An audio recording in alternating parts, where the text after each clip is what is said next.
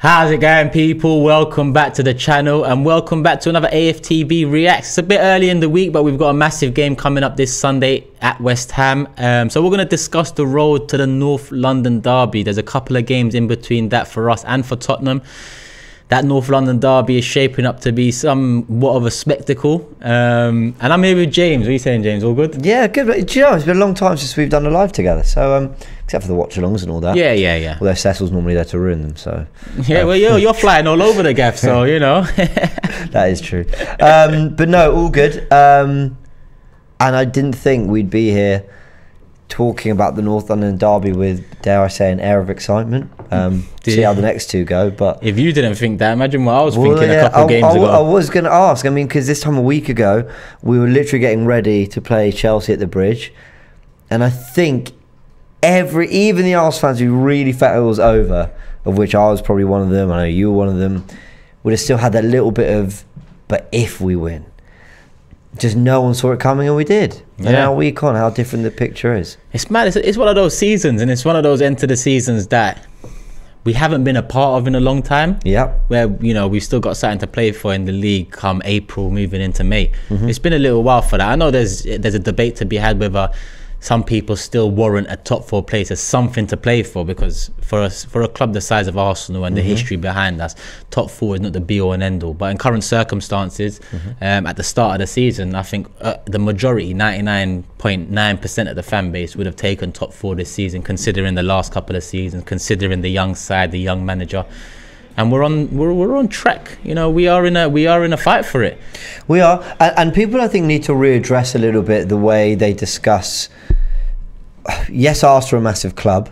Yes, we want to be challenging for trophies, but even a Man City or a Liverpool in an off year wouldn't scoff at, you know, securing Champions League football in terms of some kind of achievement in the season. Because in a world where Man United can buy Sancho, Ronaldo, and Varane and still be that far off the top 4, in a world where Spurs can have some of their best players ever in Harry Kane and still struggle for the top 4, it's not easy. Yeah. Chelsea last year won the Champions League and secured it on deadline day, secured it on the final day of the season, having lost to Villa. So it just kind of shows you that, you know, getting into the top 4 isn't easy. Wenger was kind of laughed at when he said it's a trophy. It's obviously not a trophy. I wouldn't trade in the FA Cup we won in 2020 for a top 4 place.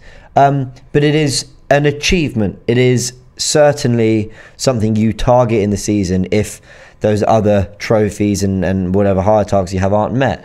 And the club the size of Arsenal should always be finishing in the top 4. 100%. But the competition it's hard because City's money, Chelsea's money and just what they've done the last 20 years, Liverpool and Klopp, Man United are one of the biggest clubs in the world. That's kind of 4 that you're already like, really, do they belong out of it? Well, if we believe we belong in it, so we could pick someone who's not. Yep. So it's not, you know, it's not easy.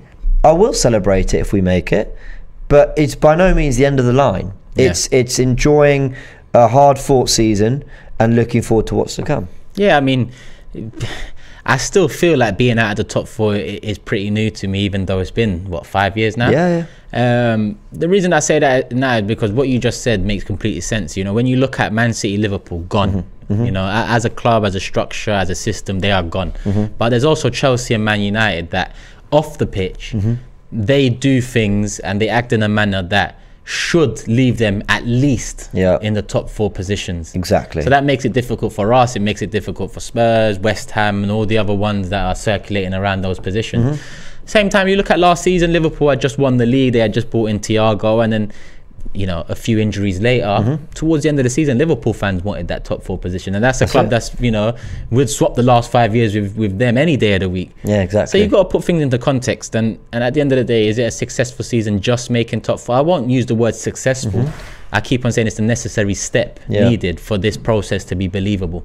I've always thought when we finished 8th but we won the FA Cup, and I kind of think to myself, well, what's football about? You know, I think it's about entertainment, but ultimately about winning things and winning trophies. That's what we all compete for.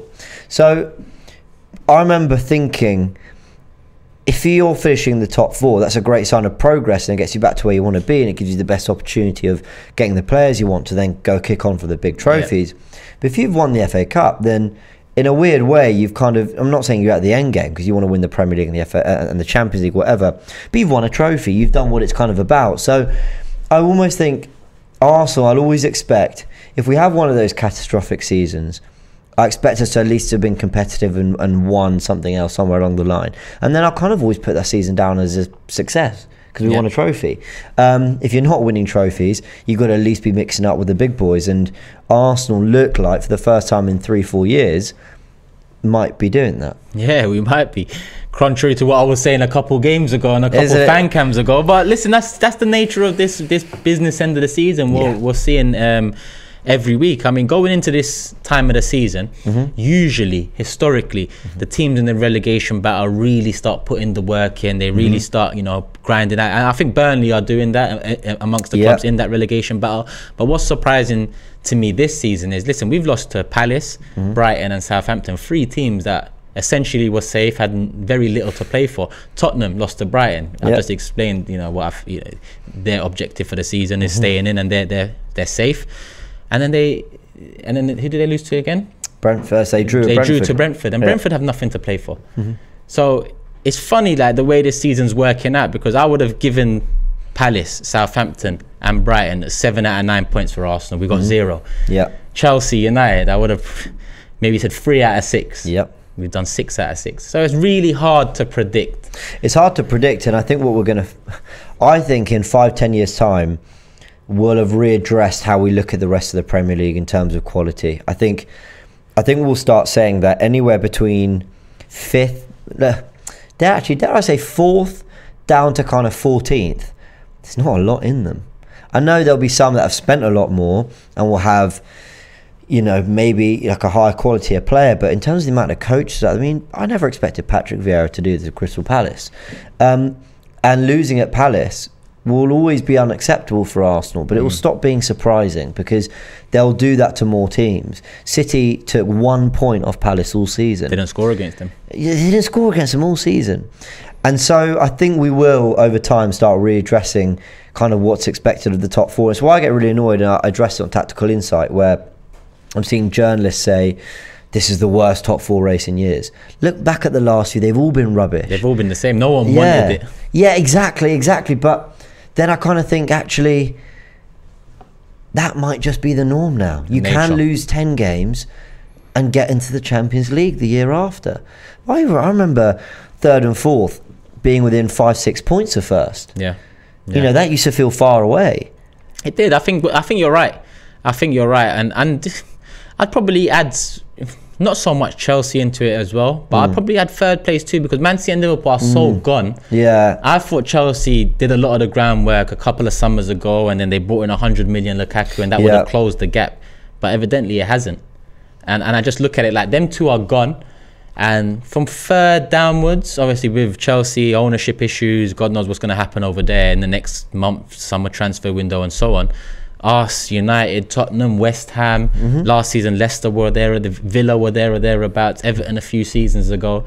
I think all it takes is a few right decisions, and it's like a domino effect. You make a few right decisions in a row, you'll find yourself moving from just outside the top 6 to potentially a strong candidate for top 4. It's unbelievable. I mean, we've really got in on this topic, but rightly so, because you look at Leicester, who aren't having a great season, but what have they done since they came into the Premier League? Well, they won the damn thing.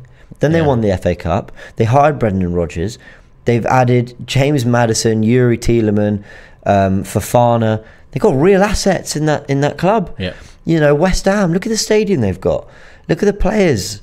Lanzini, Rice, Fornal. Like, real quality.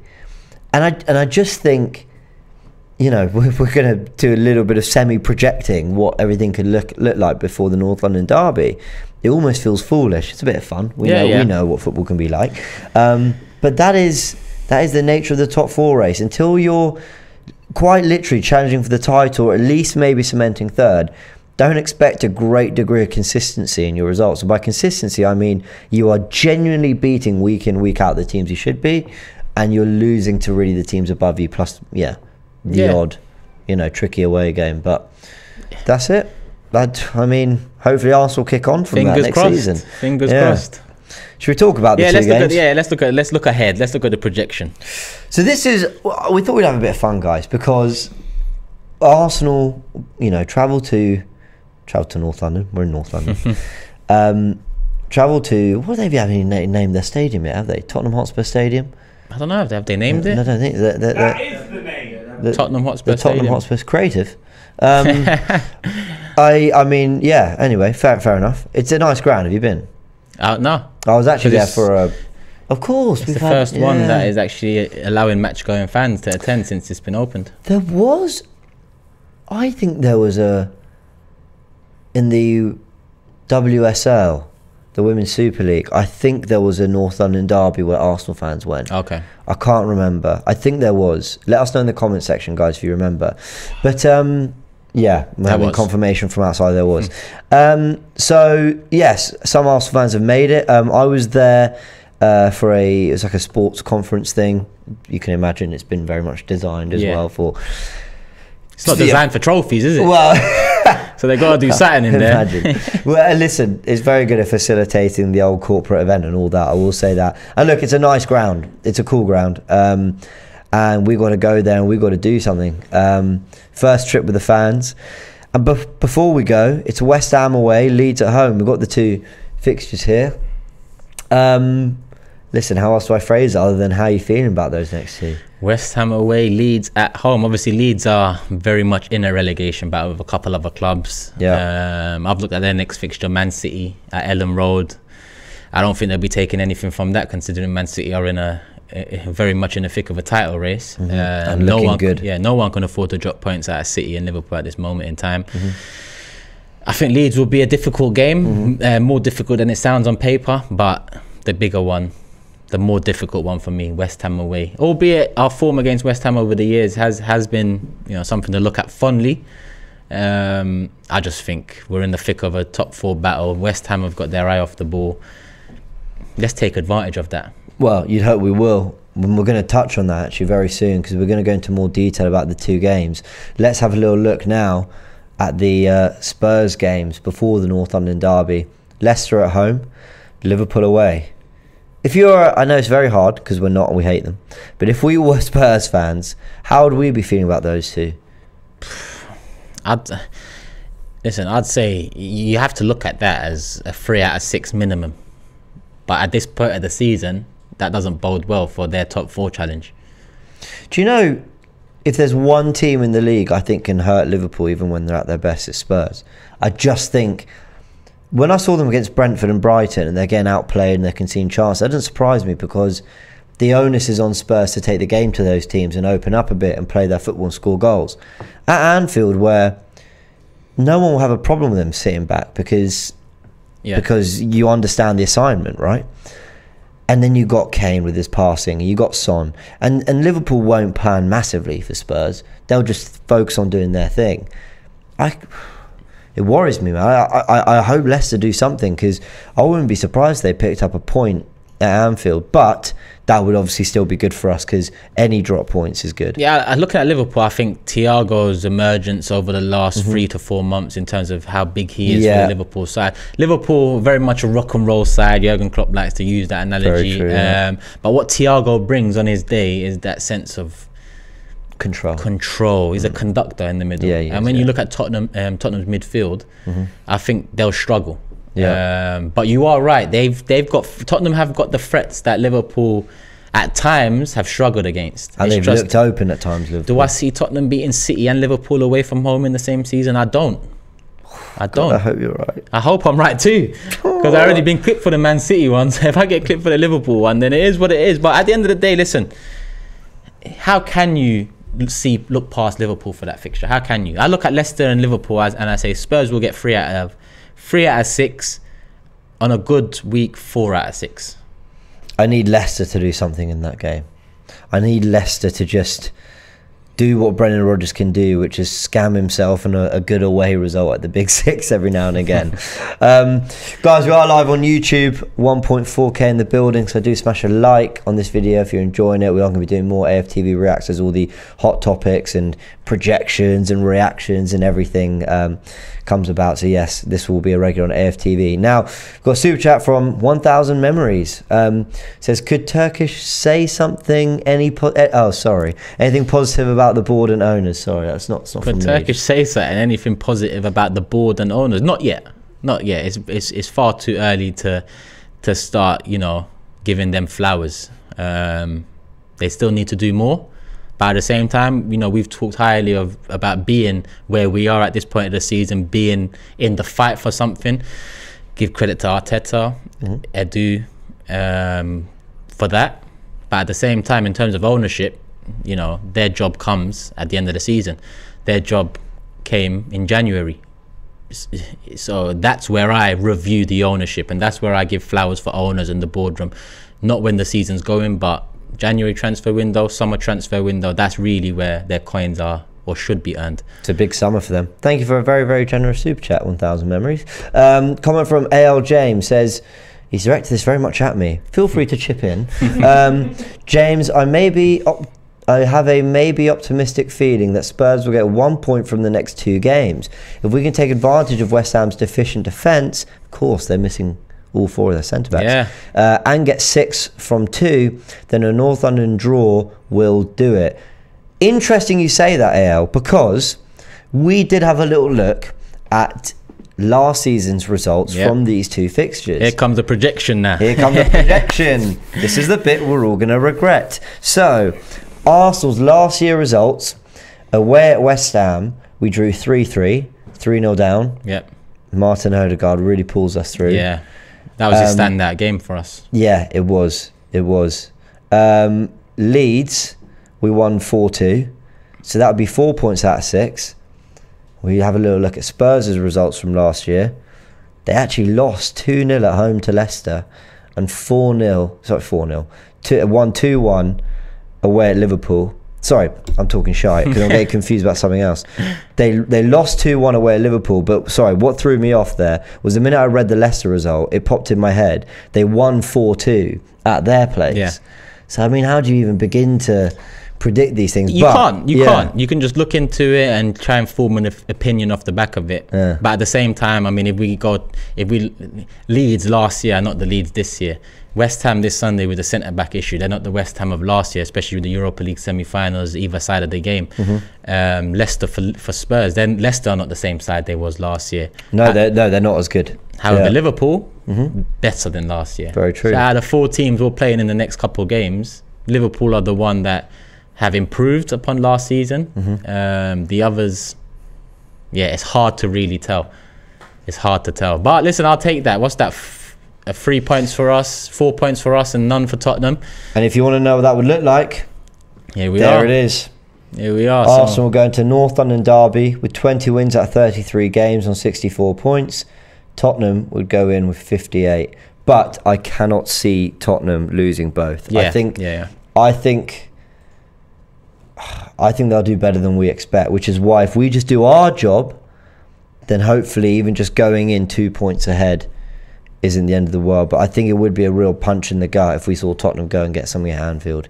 But listen, it's a bit of fun. It's a bit of fun just sort of looking at how it could look. Obviously, the table at the moment looks slightly different. We're 2 points ahead on 60 points. They're on 58. So this is the projection based off of last season's result. Yeah, of course. Yeah, it's not us predicting. So if I was to ask you now, how many points out of the next 2 do you think Arsenal get? Opinion. I'll give you mine as well. I think West Ham will be harder than people think. So 4 for me out of 6. You're going for 4, yeah? I'm looking at 6. No, I'm looking at 6. I'm looking at 6. We should get 6. I'm looking at 6. But West Ham, you are right. You know, it could be difficult. But when you see the lack of centre backs, their attention being taken away I just think we've done this so many times with the. Oh, we have. They've got nothing else to play for. Their focus is elsewhere. Blah blah blah. Oh wait, we're 3-0 down at Palace. Yeah, we've been there before. We've been there. I think West Ham will. Yes, undoubtedly their focus will be on there. But let's say they have a disaster and they lose 2-0 at home to Frankfurt. They might think we need to get back into some rhythm, and Arsenal will be the game to do it. I'm always wary, and I do think they're a good team. And I also don't think the West Ham fans, and Moyes will know this, will accept just turning up and rolling over to Arsenal. No, and on that Frankfurt game, listen, I need a 1-1, I need a 2-1, I need a 3-1 either way, max. Oh, yeah, I need that second leg. You don't want West Ham 5-0 up in the first 100%. leg. Or 6-0 down. Yeah, essentially. You don't want that. You want a lot to be played in the second leg. And that, to me, will say a lot for how West Ham will approach the game. With 4 centre-backs missing, they're going to be compact. They're going to focus on making sure those missing bodies are covered for maybe in other areas or through their structure. So it has the potential to be a difficult game. It has the potential to be a dogfight sort of a game. But again, I'm going to say, you know, with the youthful, the exuberance we have up top, and the goal is just there. 5 games to go. I know. No one expected this from this young side. I know. You know, and they will get all the credit. The young side, they will get all of this credit. You know, and they're just 5 games away. Let's not do anything silly, because you are right. 4 out of 6 in the next 2 games, in my opinion. 4 out of 6 in the next 2 games, in my opinion, puts us 3 points clear of Tottenham going into the North London derby, because I assume they're going to lose the Liverpool game. So again, 4 out of 6 for me is the minimum. 6 out of 6 for me would mean we go into the North London derby, win, lose or draw, we are still top 4. And that's really what I want. Yeah, I know. That would be. Don't get me wrong, against Tottenham, listen, it's always a fiery game. Am I confident? I'm not confident. I'm excited, but at the same time, I'd love for there to be a 4 or 5 point gap between us going into that game. I'd love it. Yeah, I don't want it to be what a lot of people have been projecting as this sort of cup final, you know, kind of the winner gets it. And it's like, let's do our job and hope that one perfectly reasonable team and one of the best we've ever seen in the league does their job against Spurs as well. So listen, but this is why we do it, to look ahead. And it goes back to a point I made, I can't remember what show I was on, that people were talking about the next 5. I said, just worry about the next 3. Yeah. If we do our job and then get something at Spurs, I like to think that'll leave us in a good position. But well, we done it against. Well, I was guilty of that in the international break. I was looking at Chelsea, United, and West Ham, assuming that would get the job done against Southampton, Palace, and Brighton, before, and then that happened. Yeah. Leading me to believe that top 4's over. And then Chelsea and Man United happened, and Brentford, Tottenham, and Brighton, Tottenham happened. So it's back in our hands. Am I confident again? It's a funny old game, isn't I'm it? quite confident of it. Really? I am quite confident, because I didn't expect Tottenham to slip up again under Antonio Conte. Yeah. You know, I didn't expect it, and they have, not only once against Brighton, but again against Brentford. They got Liverpool away coming up. I'm looking at it on paper. I'm looking at the 2 point difference now. Goal difference could be a bit of an issue, but at the same time, like I said, if you get 4 out of 6, minimum 6 out of 6, ideally, I don't think goal difference really will play a part come end of the season. And Spurs will go to Liverpool, if I'm right, after they'll have been done with Villarreal, so they'll know if they're in the final or not. Yes, 100%. Yeah. If they put their place in the final, which they've got the title, they probably will book their place in the final. I mean, that one could be done tonight. 3 years on, and you're still looking past Unai Emery. I can't believe you, man. Listen, have we not learned our lesson? they pulled off one bit of scalp with Bayern Munich, but Liverpool, 2, Juventus before. Oh, Juventus as well, yeah. Well. Man United in the Europa League final. Listen, I've said it. I'll say it once. I'll say it again. Don't write off Francis Coquelin.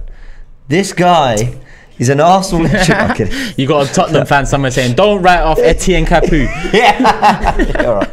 Imagine what he's, and what's it, Foyt as well. Yeah, Juan Foyt, and Lo Celso's there. Yeah, they got a few. Emery's doing his thing, but I assume Liverpool will get the job done. And you're right, both legs are played before that Tottenham game. So after that second leg semi-final, you know, it's all eyes on the league for Liverpool. Yeah. And next up, Tottenham.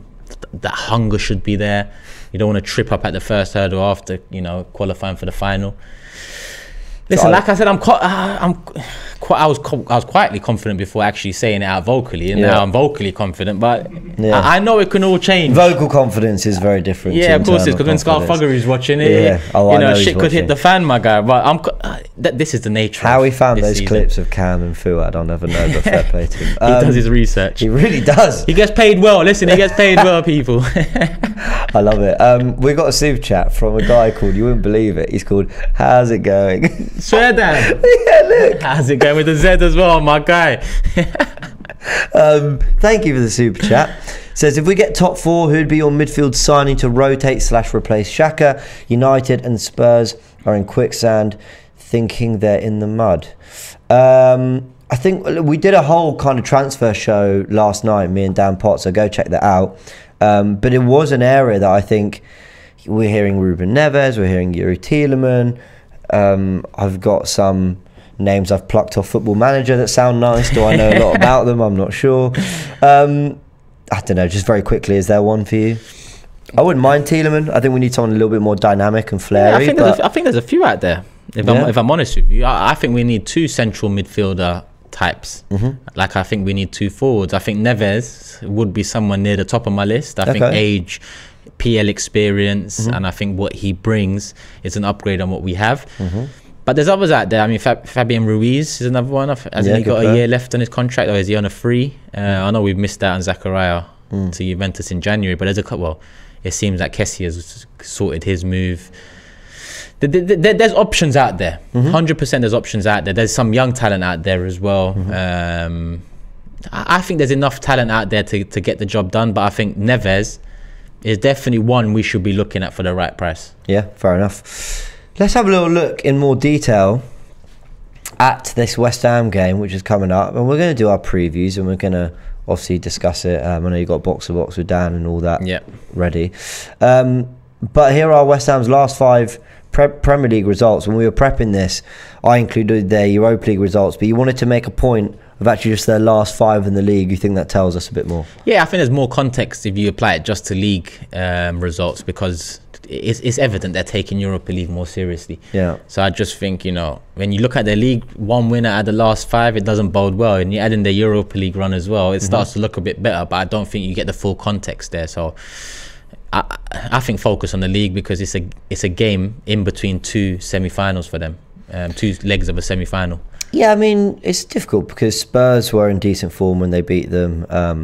Brentford have turned it around. Burnley are fighting for their lives. They did well, I thought, against Chelsea to keep it what they wanted. A very boring, difficult game. Chelsea win it in the 90th. So it's not like it's sprinkled with terrible performances and a complete collapse in the league.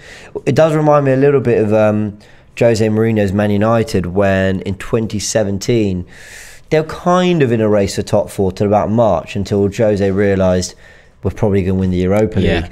And some of the 11s and performances and results that United put up for the rest of the season were horrendous, but they had a great season because they started off with a Community Shield win, whether you count that or not, but then they win the Carabao Cup, or what was it at the time? Capital One, I think.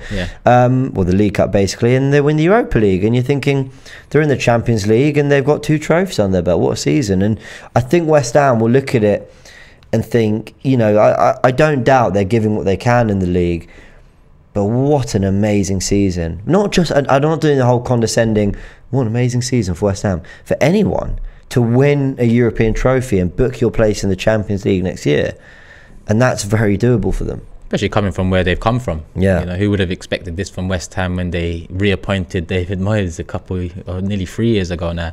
So, you know, credit to them. But like I said, you know, you've already lost all 4 of your centre backs. After that first leg semi-final against Frankfurt, I think they're going to want to protect players. Yeah. Why would you take the risk? But again, like you said about the Chelsea game, because I was going to make this point too, they was very compact. They made it difficult. I expect the same against us. Yeah. I expect the same against us, but I also expect some rotation there that should work in our favour. It should, I say. I see Lacazette getting game time in this game. We'll discuss it more in the previews and everything we're going to be doing outside the London Stadium. Yeah. But I do expect Lacazette to get a bit more game time and be, I don't know, necessary for this kind of game. Yeah. As well as talk about their last 5, we've got to look at their next 5, because again, adds context around this Arsenal game.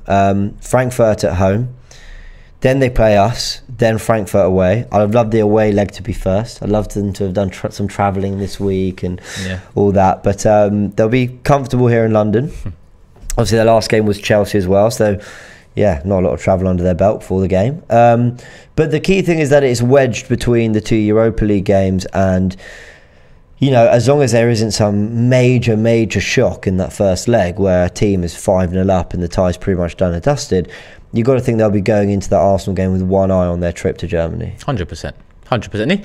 And yeah, I know that I said I need it to be a tight game in the first leg, but even if it's not, and even if it does, you know, go heavily in West Ham's favour or Frankfurt's favour, I still think West Ham are still challenging for that top 6 position in the league. Yeah. Because at the end of the day, the Europa League can go like that. Yeah. We've seen it. Semi-final, you think you might be going through, gone. Yeah.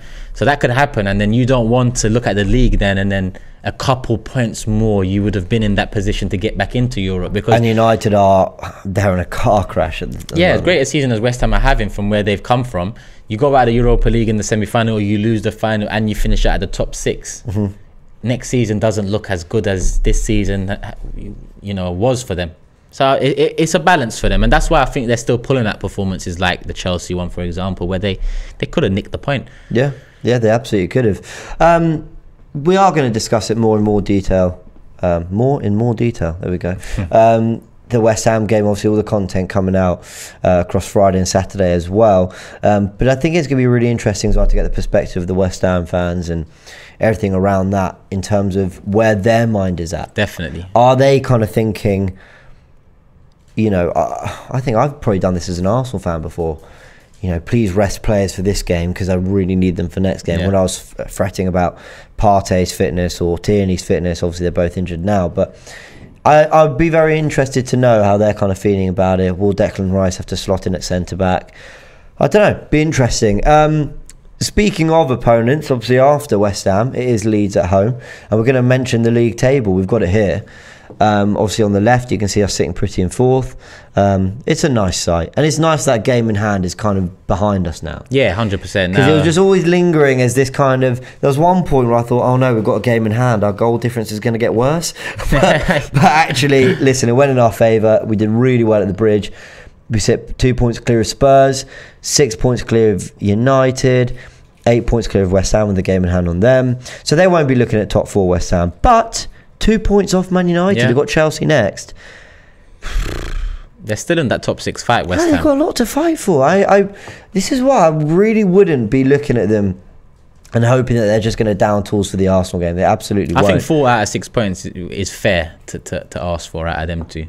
I think it would leave us in a reasonable position. Yeah. The only thing is if we win both and then Spurs do slip up as we expect, then we're looking at the North London derby as an opportunity to end it. Yeah, and that would be amazing. That would be sweet. The first game I can go to at the Tottenham Hotspur Stadium, White Hart Lane, whatever they call it, you know, reclaiming that position above them, and hopefully that being the end of all of this nonsense that's been going on the last 5 years with them finishing above us. It's just so funny, man, because here we are projecting all this. Oh, trust me, we've been here. A week ago, I was going, Wolves, man. Wolves put a couple wins together. Oh, look at Newcastle. They might leapfrog us. Oh no, but that's the nature of this crazy season. Speaking of Newcastle, mad that they're in the top half. Yeah, it's mad. That's unbelievable.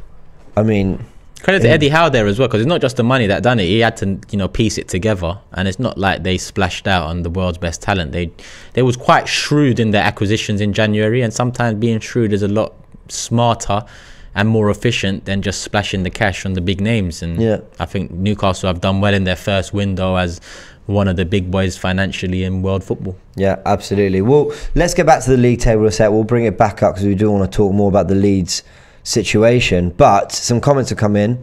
Red says, big up King James and Don Turkish. I like that. Yeah, thank you. It's got a ring to it. Yeah, King James and Don Turkish. That sounds like a show we could bring out here on AFTV. No.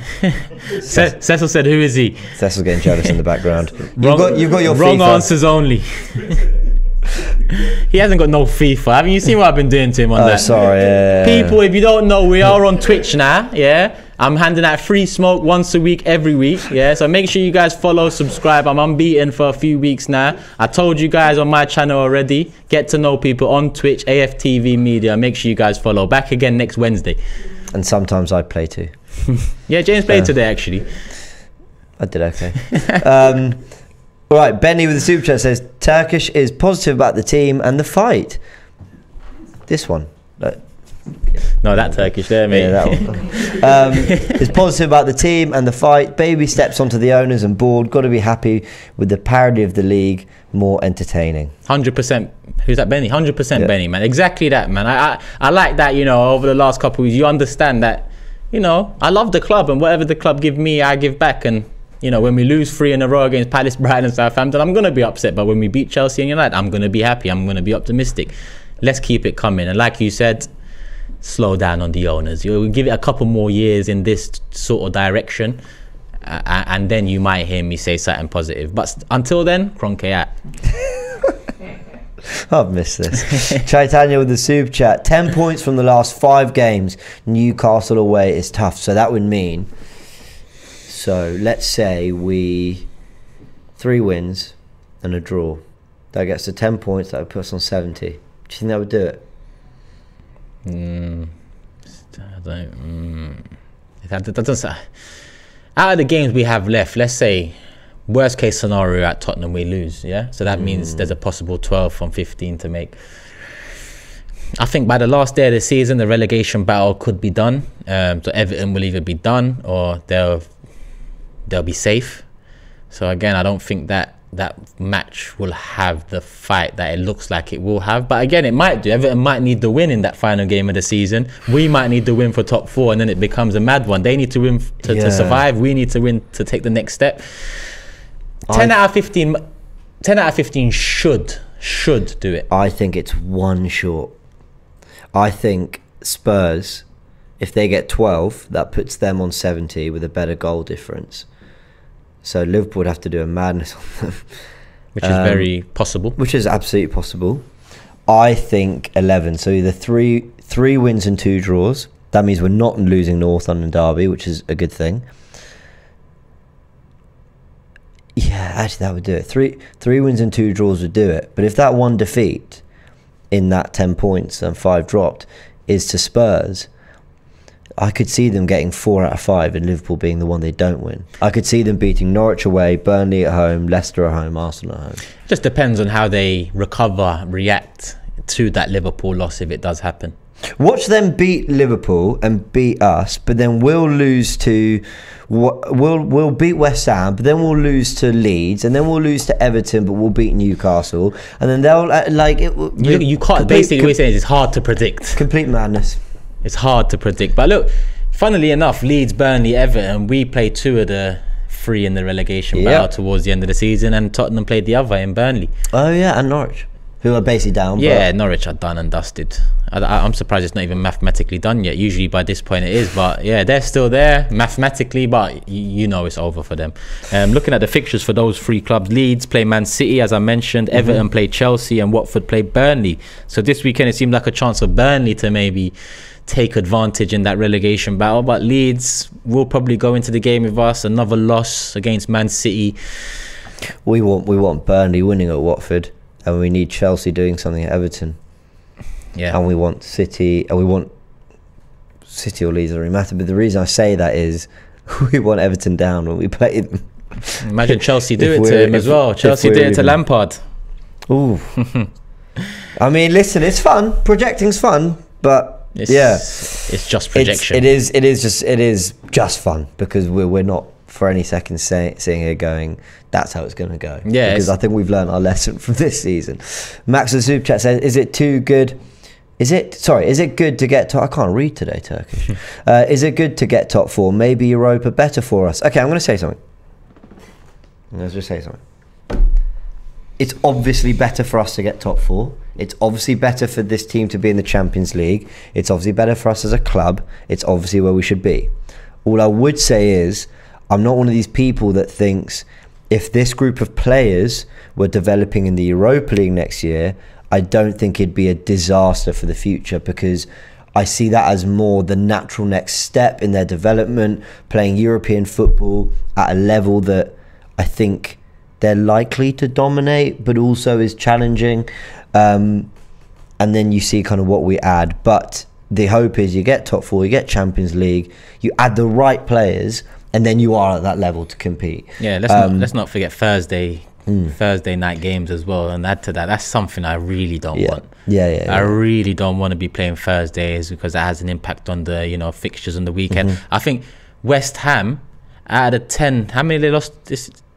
West Ham lost 12 games. Out of the 12 games they've lost, isn't it something like 7 of those have come off the back of, or 8 of those have come off the back of their Europa League match on a Thursday? I did hear something like that. So yeah, so that kind of the proof's in the pudding. Yeah. You know, it's not easy to play Thursday night football and then, you know, have a weekend in the Premier League, because every weekend in the Premier League is intense. Yep. So I really don't, I can't justify being out of Europe one season and then going back into the same competition that before being out of Europe. I said we need to be out of Europe to make the competition above that competition. It just doesn't seem to make sense to me. I hear that, and that's completely fair enough. I'm thinking more about, and it was a point I was making, I think when I was chatting to Tom Canton, is if you detach this current manager and these players from the club, then maybe your expectations of that current crop and the manager is so different to the expectations. 100%. Do you know what I mean? 100%. Yeah.